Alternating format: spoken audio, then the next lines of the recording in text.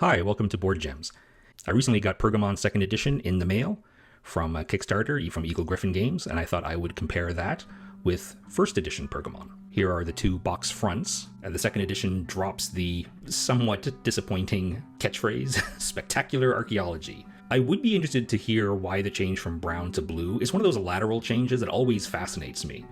Like, it means that at some point someone decided, hey, this box shouldn't be brown, it should be blue. I would love to hear the thought process behind A, why they felt it needed to be changed, and B, why blue. I mean, I do have to admit that brown is almost a joke, I think, for modern hobbyists. Oh, look, another brown game, looks boring. The 1st edition is the same format as Carcassonne, and 2nd edition is longer and wider and thinner. Volume-wise, almost exactly the same. The 2nd edition does take up a tiny bit more space. I think it's something like 3,700 cubic centimeters instead of 3,800 cubic centimeters. Yes, I did the math. You know, plastic inserts used to be common, and then they started switching to cardboard inserts and just giving you a bunch of plastic baggies, which I'm fine with. It's interesting to see Eagle-Gryphon going in the opposite direction, going back to a custom plastic insert. I personally have no problem with the cardboard and plastic baggies, but there is something nice to be said for a custom plastic insert that just has the perfect spaces for everything, and this does. On the top left, you have the VPs. On the top right, the cards that represent the funding.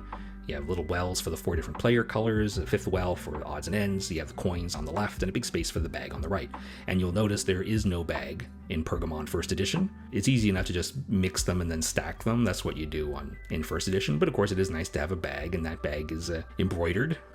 Quite lovely.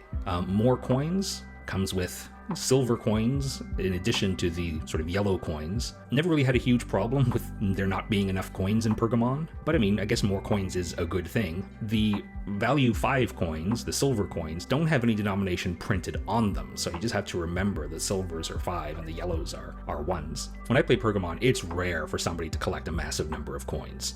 Usually you're spending them to store like a big set for play later, or to clean a set, polish a set, to put on a better show. But you know, more coins is better than fewer coins, right? Rulebook, not really a whole lot to say about the differences. On the bottom right of the 2nd edition rulebook, you can see there's a round marker, which looks like a little sundial. Let me show you the board and you'll see why it's necessary. Now, the perspective is weird, I apologize, because the way the board's folded, I had to take a photo with 1st edition on the right, 2nd edition on the left, so then I edited it and flipped them in post-editing.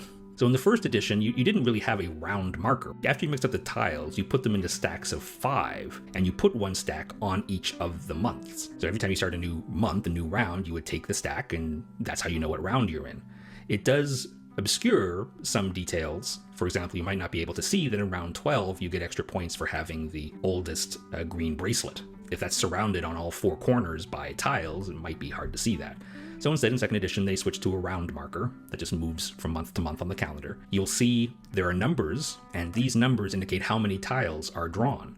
In 1st edition, it was always 5 tiles every round. But as you can see in 2nd edition, it starts at 8 and then drops by 1 for each of the following 3 rounds until you reach 5. There's more tiles that come in earlier. And so what they also did was then move some of the scoring earlier. So that first scoring, which was for the bronze pots, which would normally be in round 5, is now in round 4. But there are more tiles that come out earlier to make up for that. Another minor change is that on the left, you can see that the scoring months have arrows printed on them. That shows how much to age every exhibition after a scoring, and they changed that to numbers in the red circle. In 2nd edition, there is also extra space for 10-point scoring chips. Here are the VP chips. 2nd edition on the bottom, 1st edition on the top. The only difference really is there's 10 value VPs now, and the perforation at the bottom is a little bit different. Here are the player pieces. They replaced green with pink. Again, I'd like to know the reasoning behind that. It seems like a lateral change, but hey, I love pink, and green is such a boring player color, so I'm actually in favor of the change. I just want to know what the reason behind it was, if it's just somebody who didn't like green. You can put on 3 shows, and you'll see that the chips that go into the museum, the round chips, they're basically the same. The ones that you put on the left of your show to indicate the number of that show, you put it to the left of the artifact tiles, is bigger in the second edition, which is a little strange because the tiles are the same size. They're almost exactly the same. I didn't even bother really taking a photo of them, but they made them taller, so they actually are a different size than the rest of the tiles. It's still fine. It's just, again, why do they feel the need to change that? Of course, you have the pawn size difference there, slightly bigger. I just want to show one more difference, and this is in the blue player color. So you'll see in first edition, the blue pawn is a much lighter color than the cardboard tokens. And in second edition, they kind of match that up a little bit better. The tokens are still more purple than blue, but at least the shade is similar. Honestly, I don't really have a problem with first edition because there are no other blue colors, so you still know it's blue.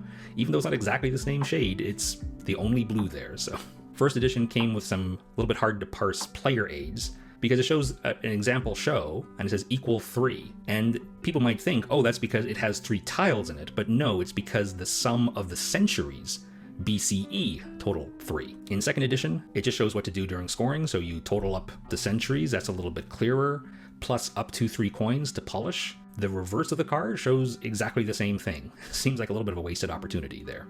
The cards are almost identical as you can see. The only difference is they changed the font, the typeface, for the numbers at the top. You see, if you look at the 4, 6, 8, again, lateral change. There's nothing wrong with the first one. I guess the second one's a little bit clearer because it's a different color than the surrounding flourish.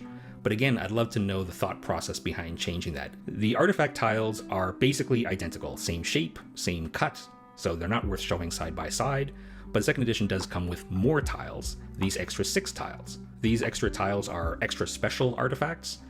They're each worth 1 additional victory point, and I find it a tiny bit confusing to explain because you'll see some of them show a victory point and a coin together.